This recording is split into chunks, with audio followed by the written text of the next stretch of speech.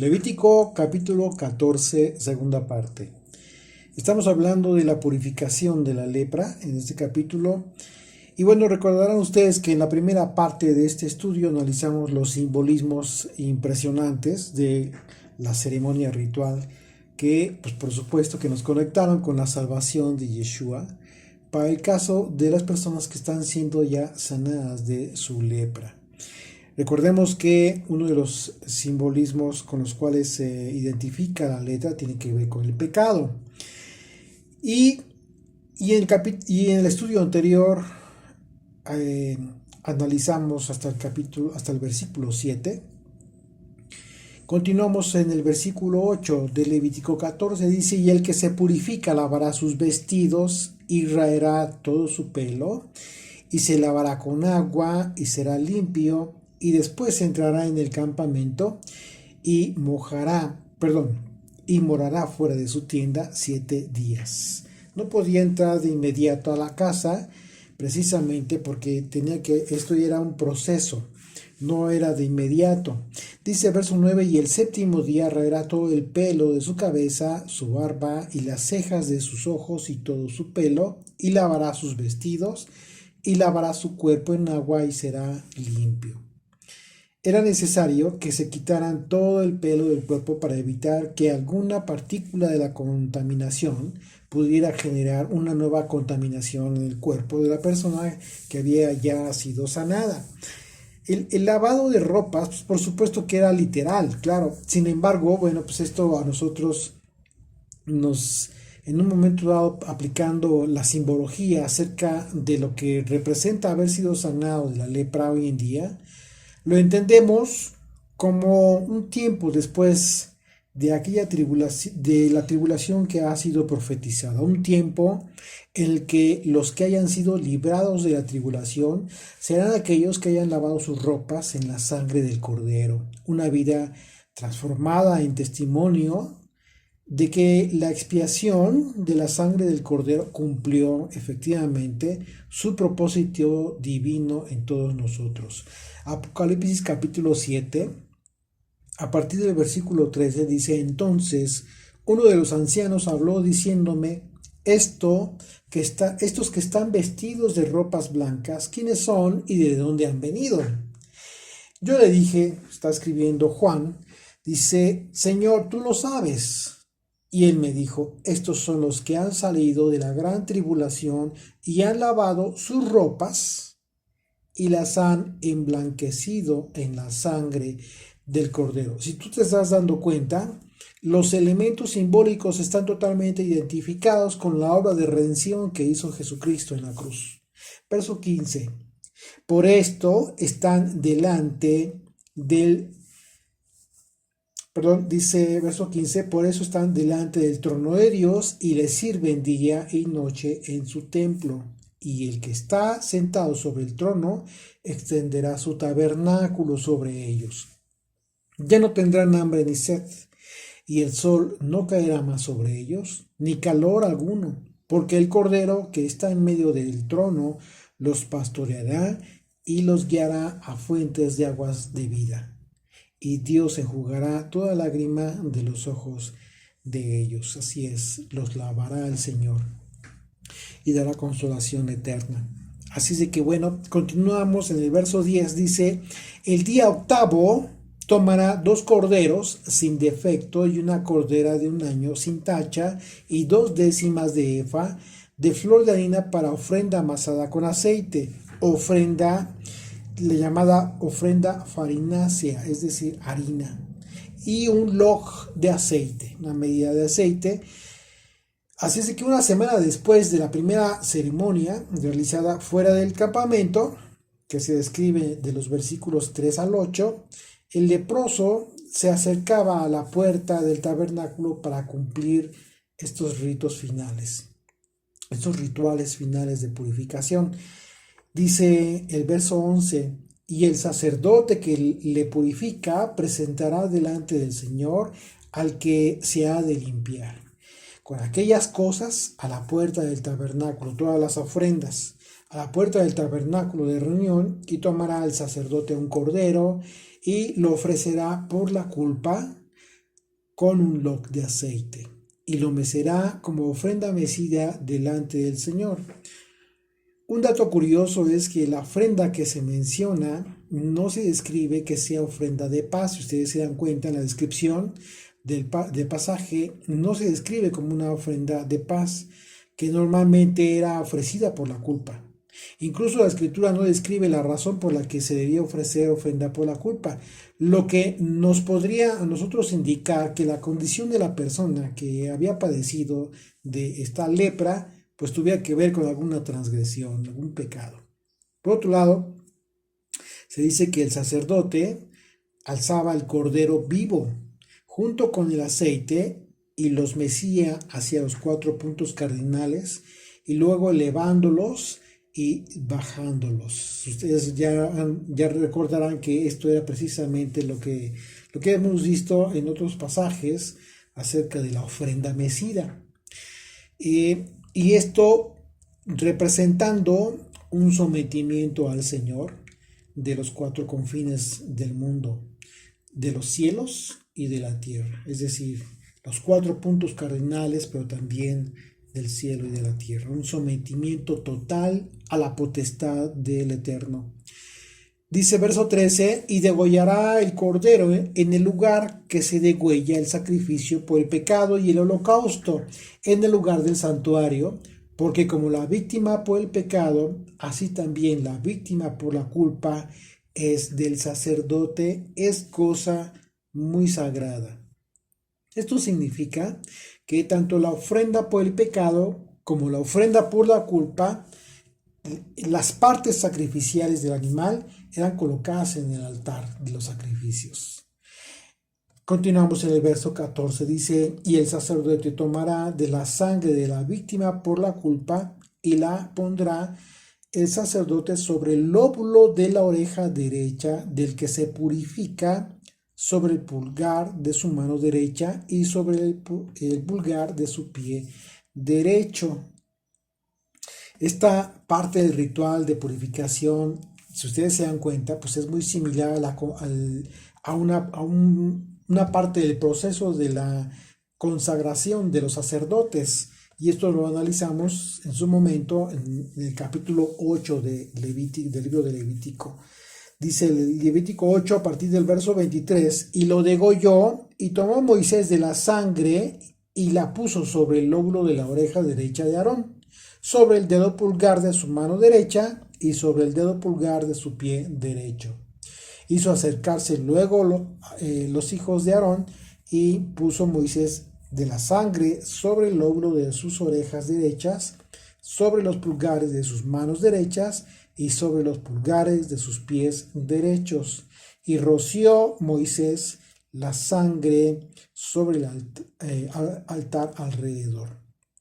Así es que una forma de entender la similitud de estos rituales de consagración de los sacerdotes y los rituales de purificación de los leprosos pues podría significar que todo aquel que haya recibido la oportunidad de la vida por haber sanado de la lepra, del pecado, tendría una gran responsabilidad acerca de la santidad en su vida. Por lo que representa la sangre en el lóbulo de la oreja, en el dedo pulgar de la mano derecha y en el dedo pulgar del pie derecho. Una total consagración. Hablando de la relación que tiene el pecado con la lepra, existe una enseñanza judía que identifica al Mesías con la lepra.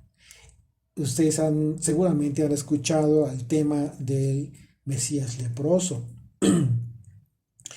Y bueno, es un tema judío, de la tradición judía, y aunque ellos rechazan a Yeshua como el Mesías, si nosotros consideramos que Yeshua cargó con nuestros pecados haciéndose inmundo, alegóricamente hablando, podríamos nosotros considerar que Yeshua se hizo leproso por nuestra causa. Hablamos en un sentido alegórico, porque en las palabras que describe el profeta Isaías acerca del siervo sufriente, si ustedes se dan cuenta, en su Strong, la palabra herido en el hebreo es la palabra naká, que significa golpear, atacar, hacer morir. Mientras que la palabra llaga en el hebreo es la palabra nagá, que significa golpe, pero también significa leproso. Así como el leproso que era sacado del campamento, así también Yeshua fue sacado de Jerusalén, que en el sentido simbólico podría representar Jerusalén, el campamento en aquel entonces, para ser crucificado, pero en su resurrección el Señor fue libre de la contaminación del pecado. Así es de que esta analogía alegórica pues es muy interesante, que en donde se relaciona a Yeshua, nuestro Mesías, en su momento con el Mesías leproso. Pero bueno, por causa precisamente del pecado que el Padre Eterno cargó sobre él, por causa de nosotros, por causa de nuestra salvación. Y dice verso 15, asimismo el sacerdote tomará del log de aceite y lo echará sobre la palma de su mano izquierda y mojará su dedo derecho en el aceite que tiene en su mano izquierda. Vamos a poner atención aquí porque no se habla de una mezcla de aceite y sangre, sino solamente el aceite. Verso 16 una vez más dice, y mojará su dedo derecho en el aceite que tiene en su mano izquierda y esparcirá del aceite con su dedo 7 veces delante del Señor. Y de lo que quedare del aceite que tiene en su mano pondrá el sacerdote sobre el lóbulo de la oreja derecha del que se purifica, sobre el pulgar de su mano derecha y sobre el pulgar de su pie derecho, encima de la sangre del sacrificio por la culpa. Si ustedes se dan cuenta, esto fue por separado. Primero la sangre y después el aceite. Este procedimiento en donde el sacerdote esparce en aceite es especial en este caso de los leprosos, porque solo se realizaba en la purificación de estos que padecían este mal, porque cuando normalmente se rociaba aceite era junto con la sangre, pero no solo. No el aceite solo. Por ejemplo, vemos en el capítulo 8 de Levítico que se esparce aceite junto con la sangre en la consagración de los sacerdotes. En el mismo capítulo que ya analizamos, dice Levítico 8, verso 30. Dice, luego tomó Moisés del aceite de la unción y de la sangre que estaba sobre el altar, y roció sobre Aarón y sobre sus vestiduras, sobre sus hijos. Si se dan cuenta, una vez más, verso 30, luego tomó Moisés del aceite de la unción y de la sangre que estaba sobre el altar. O sea, está tomando los dos elementos al mismo tiempo, no por separado. Y roció sobre Aarón y sobre sus vestiduras, sobre sus hijos, y sobre las vestiduras de sus hijos con él, y santificó a Aarón y sus vestiduras, y a sus hijos y las vestiduras de sus hijos con él. Bueno, aunque era similar, por eso decimos que es similar el procedimiento, que implica, por supuesto, una consagración. Recordemos que la simbología del aceite tiene que ver con el Espíritu de Dios, que hace la obra sobrenatural en las personas. Y en este caso, el aceite era unido con la sangre del sacrificio en el leproso, o sea, colocados de forma separada. Estos dos elementos implicaban una restauración y una consagración acerca de todo lo que el leproso a partir de entonces fuera a escuchar, todo lo que realizaba con sus manos e incluso el camino por el que debía andar, lo que en su momento se anunciaría como una promesa profética para todas aquellas personas que se adhirieran al nuevo pacto en la sangre del Mesías, de Yeshua, como lo hemos hecho tú y yo. Ezequiel capítulo 36, verso 27 dice, y pondré dentro de vosotros mi espíritu, ¿sí?, que es lo que simbólicamente representaría el aceite, y haré que andéis en mis estatutos y guardéis mis preceptos y los pongáis por obra. Si ustedes se dan cuenta, tiene esto que dice Ezequiel acerca de los mandamientos y los estatutos del Señor, tiene que ver precisamente con los sentidos del oído, las obras, lo que hacemos con nuestras manos y lo que ponemos en práctica, hacia dónde se dirigen nuestros pasos.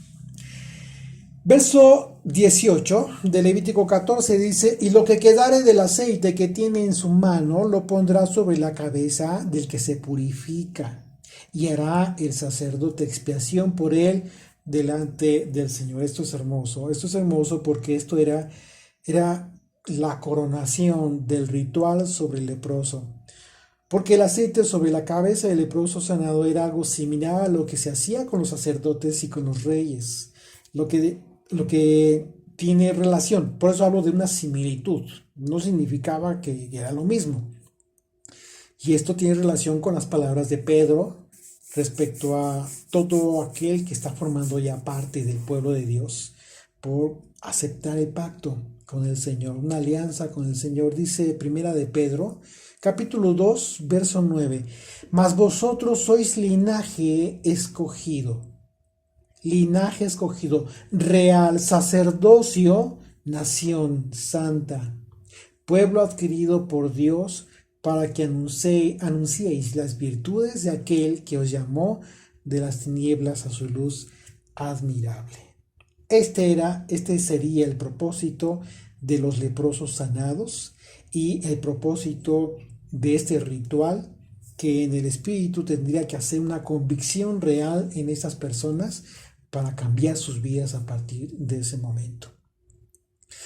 Y bueno, verso 19 dice: ofrecerá luego el sacerdote el sacrificio por el pecado y hará expiación por el que se ha de purificar de su inmundicia. Y después degollará el holocausto y hará subir el sacerdote el holocausto y la ofrenda sobre el altar. Así hará el sacerdote expiación por él y será limpio. Como parte final del ritual, el sacerdote ofrecía el sacrificio por el pecado y el holocausto que se describe. Y bueno, dice, a partir del verso 21, dice: mas si fuere pobre, fíjense, aquí se va a especificar una excepción, alguna diferencia, como en otros casos se describe en la Torá, hablando de los pobres. Fíjense qué misericordioso fue el Señor, que en muchos mandamientos vemos cómo es que el Señor nunca se olvidó del pobre. Por el contrario, siempre fue su preocupación del Señor velar a través de su ley y a través de los que cumplirían su ley por los menos favorecidos. Dice a partir del verso 21: mas si fuere pobre y no tuviere para tanto, entonces tomará un cordero para ser ofrecido como ofrenda mecida por la culpa, para reconciliarse, y una décima de efa de flor de harina amasada con aceite para ofrenda, y un log de aceite, y 2 tórtolas o 2 palominos, según pueda. Uno será para expiación por el pecado y el otro para holocausto. Verso 23: al 8º día de su purificación traerá estas cosas al sacerdote a la puerta del tabernáculo de reunión, delante del Señor. Y el sacerdote tomará el cordero de la expiación por la culpa y el log de aceite, y los mecerá el sacerdote como ofrenda mecida delante del Señor.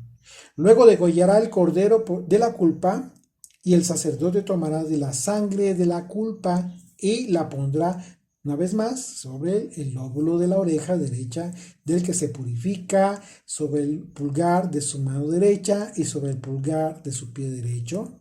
Y el sacerdote echará del aceite sobre la palma de su mano izquierda, y con su dedo derecho el sacerdote rociará del aceite que tiene en su mano izquierda 7 veces delante del Señor.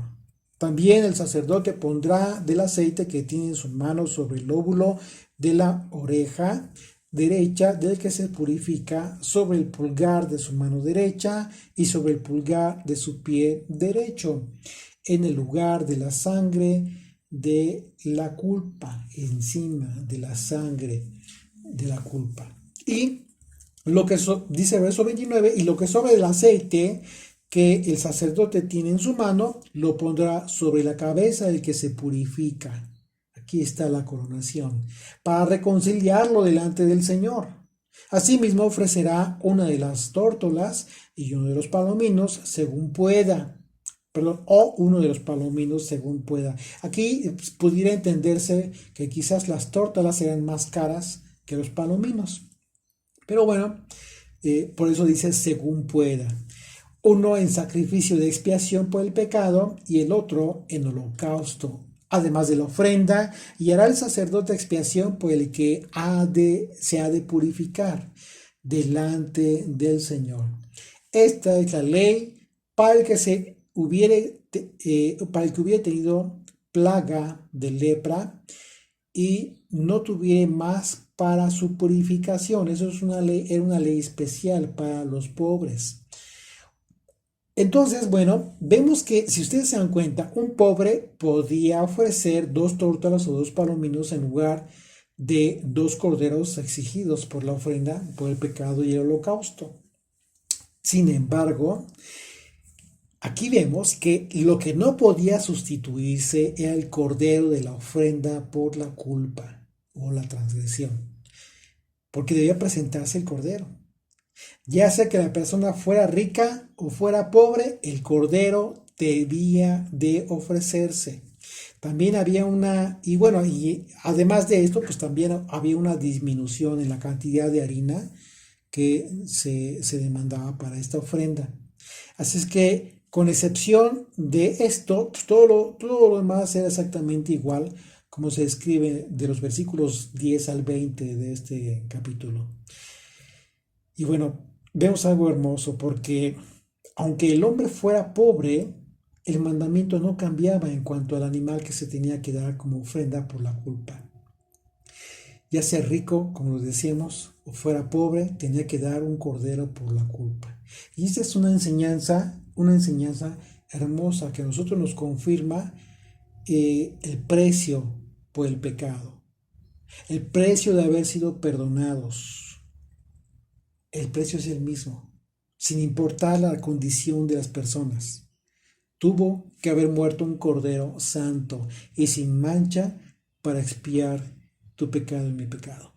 Y esto es hermoso, esa enseñanza es maravillosa porque vemos que al final de cuentas, independientemente de la misericordia y del amor de Dios para con los pobres, hay algo que nos mantiene,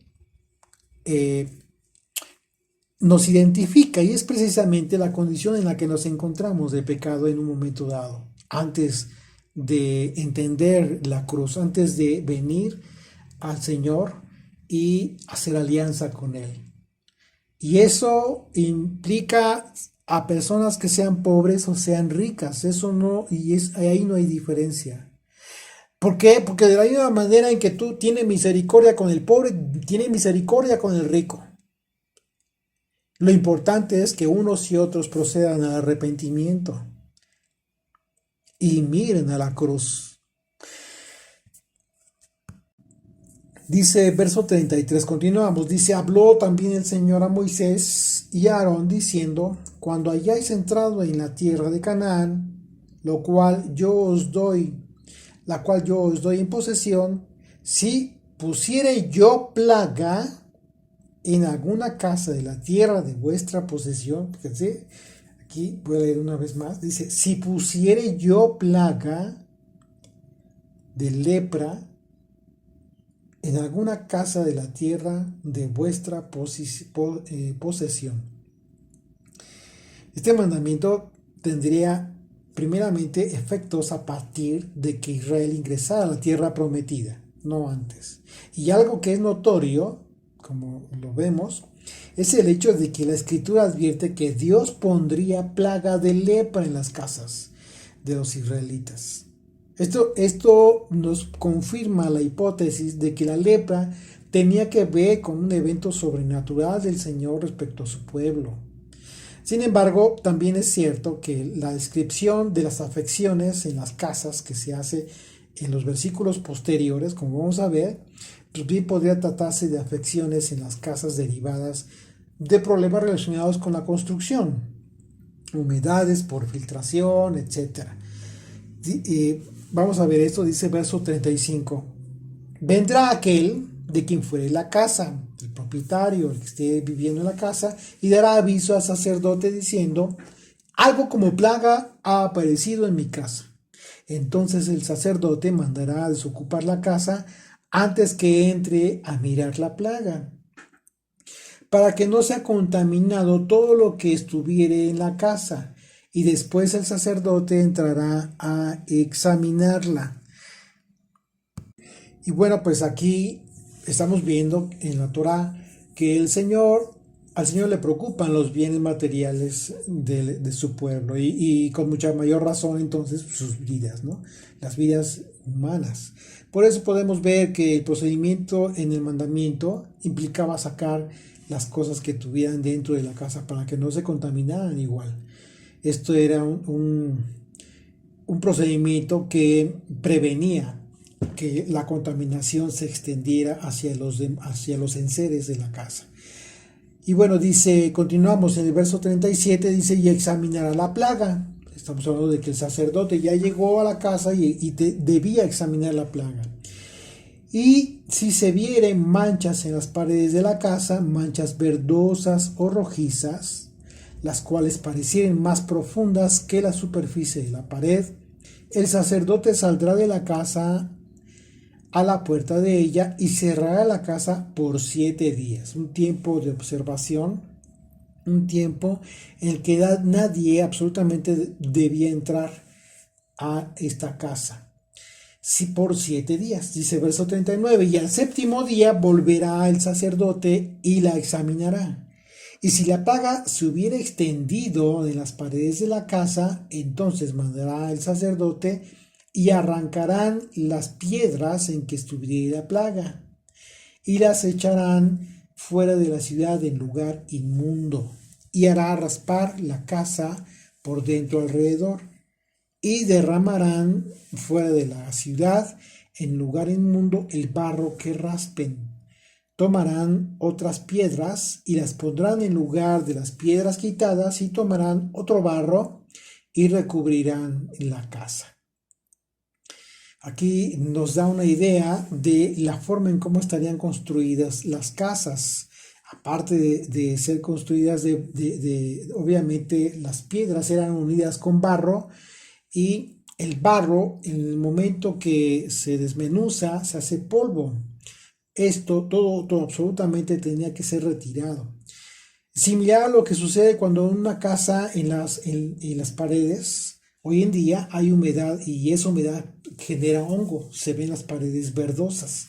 Lo que hace ¿qué es lo que se hace en esos casos? Bueno, es el mismo procedimiento, se raspa la pared y si es necesario quitar piezas de la construcción, pues se tiene que renovar porque de la misma manera la contaminación en los muros puede continuar. Era exactamente lo mismo. Solamente que, bueno, aquí estamos hablando de un aspecto distinto por lo que el propio texto de la Escritura nos advierte. Cuando dice el Señor, si yo pusiere plaga en las casas, en el caso de que yo pusiera plaga en las casas ya que estuvieron ustedes en Canaán. Así es de que esto, por supuesto, hace toda la diferencia. Y de una plaga de ese tipo hoy en día, que es generada quizás por una filtración en tu techo o en los muros, en fin, no sé. Pero bueno, dice verso 43, y si la plaga volviera a brotar en aquella casa, después que hizo arrancar las piedras y raspar la casa, y después que fue recubierta, aún a pesar del tratamiento que ya se dio, entonces el sacerdote entrará y la examinará. y si pareciera haberse extendido la plaga en la casa, es lepra maligna en la casa. Inmunda es. Derribará, por tanto, la tal casa, sus piedras, sus maderos y toda la mezcla de la casa. Y sacarán todo fuera de la ciudad al lugar inmundo. Y cualquiera que entrare en aquella casa durante los días en que la mandó cerrar, o sea, por transgresión, porque por eso estaba cerrada, será inmundo hasta la noche. Y aquí vemos algo que en un momento dado, este tipo de contaminación en la persona, por causa de haber ingresado, quedaba limpio hasta en la noche. Inmundo durante el día, pero hasta la noche limpio después de haberse aseado. ¿Qué significa esto? Que esta plaga el Señor no la puso sobre la persona, sino sobre la casa. Verso 47, y el que durmiere en aquella casa lavará sus vestidos, también el que comiere en la casa lavará sus vestidos. ¿Ya se dieron cuenta? Aquí tendría que haber un proceso de purificación, de lavado literal. Verso 48, mas si entrare el sacerdote y la examinare y viere que la plaga no se ha extendido en la casa después que fue recubierta, ya estamos hablando del caso en que después de los 7 días no se extendió la plaga, entonces el sacerdote declarará limpia la casa, porque la plaga ha desaparecido. Entonces tomará para limpiar la casa 2 avecillas y madera de cedro. Aquí estamos hablando una vez más, fíjate, qué interesante, que el Señor prevé para este caso un procedimiento de purificación, un ritual de purificación para un bien inmueble, para la casa, para la habitación en donde estaban los israelitas, su pueblo. Y esto, pues, por supuesto que tiene muchas implicaciones desde el momento en que tú consideras que tu casa puede ser o debería ser consagrada al Señor. Todo lo que suceda en esa casa. Qué interesante. Vamos a ver desde el versículo 49, una vez más, entonces tomará para limpiar la casa 2 avecillas y madera de cedro, grana e hisopo. Son los mismos elementos que se mencionan en los primeros versículos de este capítulo y que en su momento nosotros identificamos con la redención, con la obra de redención a cargo de Jesucristo en la cruz. Verso 50, y degollará una avecilla en una vasija de barro sobre aguas corrientes, y tomará el cedro, el hisopo, la grana y la avecilla viva, y los mojará en la sangre de la avecilla muerta y en las aguas corrientes, una vez más, y rociará la casa 7 veces. Aquí se repite el ritual después de haber sido sanada la casa que debía limpiarse, no solo con la sangre de la avecilla y con el agua corriente, sino también con la madera de cedro, el hisopo y la grana. Muy, muy interesante. Verso 52 dice, y purificará la casa con la sangre de la avecilla, con las aguas corrientes, con la avecilla viva, la madera, el cedro, el hisopo y la grana. Luego soltará la avecilla viva fuera de la ciudad, fuera de la faz del campo, así hará expiación por la casa y será limpia. Por supuesto que este momento en que describe el versículo 53, cuando dice, luego soltará la avecilla viva fuera de la ciudad sobre la faz del campo, pues implica, por supuesto, la redención, la salvación, la purificación que estaba llevando a cabo el Señor a través de este ritual. Y bueno, el ritual de purificación de la casa, pues vemos que es idéntico a la primera fase de la purificación de un leproso.